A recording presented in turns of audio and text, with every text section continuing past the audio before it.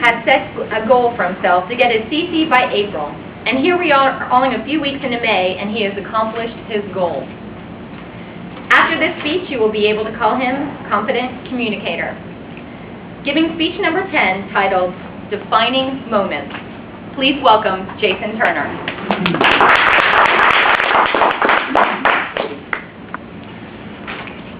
Fellow Toastmasters and most welcome guests, how many of you have actually had a defining moment? Now, for those of you that don't, is there some time that you can think back in your life and without a doubt say, this moment shaped who I am today? Some of you there is. Now, what's interesting is people that are interested in personal development are more likely to have defining moments. Perhaps several of them. Now, what's more interesting is the vast majority of people aren't even aware of what a defining moment is.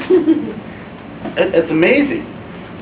For those of you that don't know, that's that moment in time, that person you meet, that situation, that event, those circumstances or series of circumstances that you know that is going to change your future forever. For me, I've been fortunate enough to have had several defining moments, which I'm going to share with you this evening.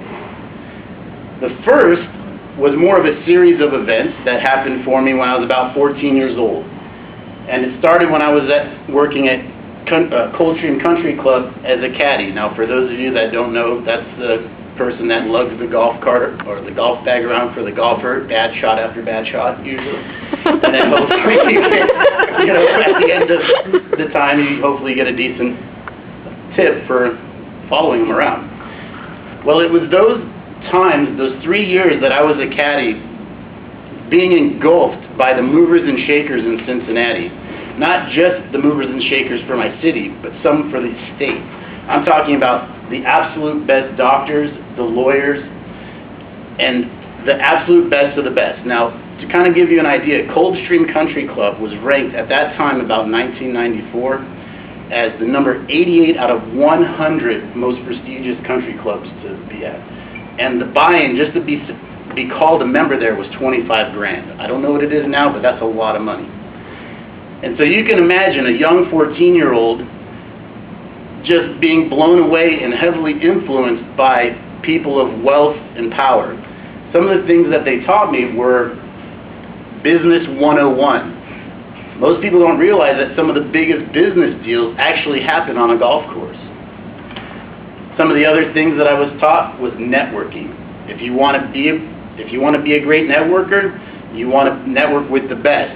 Where's the best people? Usually at a country club, because this one in particular had all of the best at what they do. So they had the best cars, the best houses, and all of the best resources. That was one of the things that I learned. So that heavily influenced who I am today, to want the best for myself and my family. The second was more, or leading up to the second defining moment in my life, was more of when I was in this aerospace industry. I was building satellites for space, and I've kind of talked about this in the past, where I was tired of the electronics industry, and at the time my job was taking a toll, where they were laying off people left and right for about a half a year, so every week was a little bit nerve-wracking. You never knew if it was your week or not. Finally, it was the weekend of the 4th of July in 2002. That Friday was my day. The next day, I had already planned this trip to Vegas with all my friends, and I had to make a decision. Do I go to Vegas, or do I stay home and wallow in misery? I said, Vegas, baby! We're going to Vegas. So we went to Vegas. 2 days into our trip, I get a call from my buddy Chad. He says, Jason, I got an opportunity for you, and I know you're going to be perfect for it.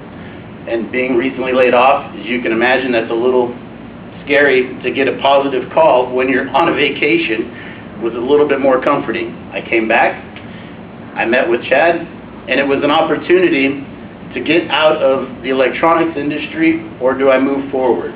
The opportunity was to sell life insurance for Primerica, which is a subsidiary of Citigroup.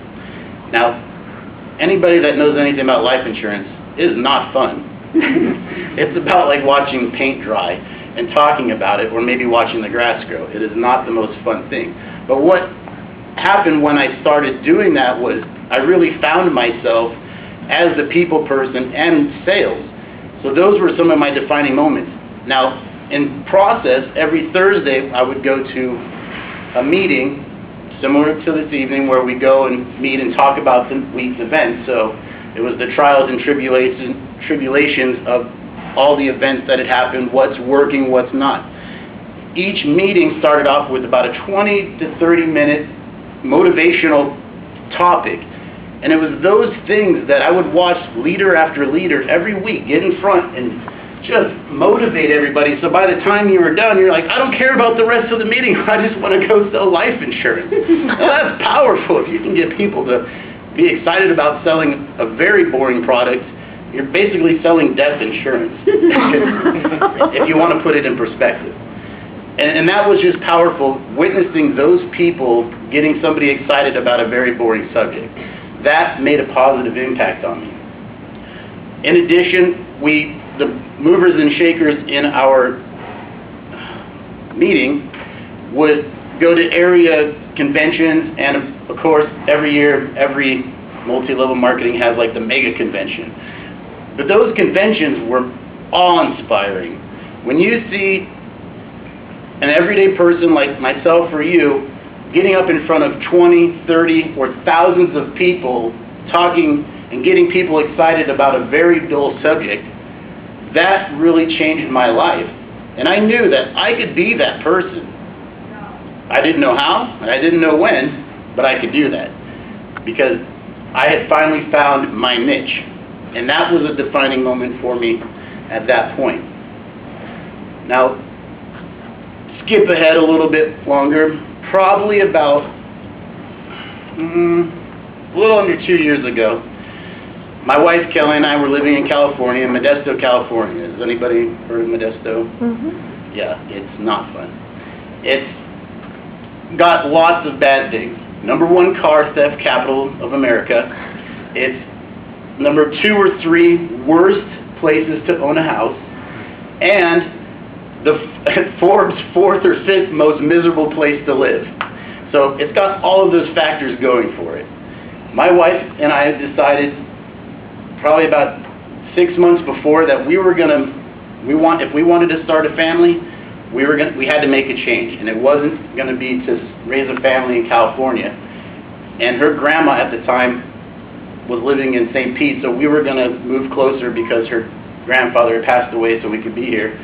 And we had to come to that defining moment. Do we stay and be miserable, or do we say, let's make it happen? We packed up, and we're here. No job, nothing. It was all or nothing, and we haven't looked back since. It was awesome. Best thing we have ever done. In fact, all of my friends still wonder how we did it. And the fourth defining moment for me was when I actually got my job at GPS Fleet Solutions as a project manager. One of the things that I did was I was supposed to travel around the country and give seminars and teach people how to implement GPS in the workplace. Now, I was already familiar with selling people on how to get life insurance. GPS software is nothing.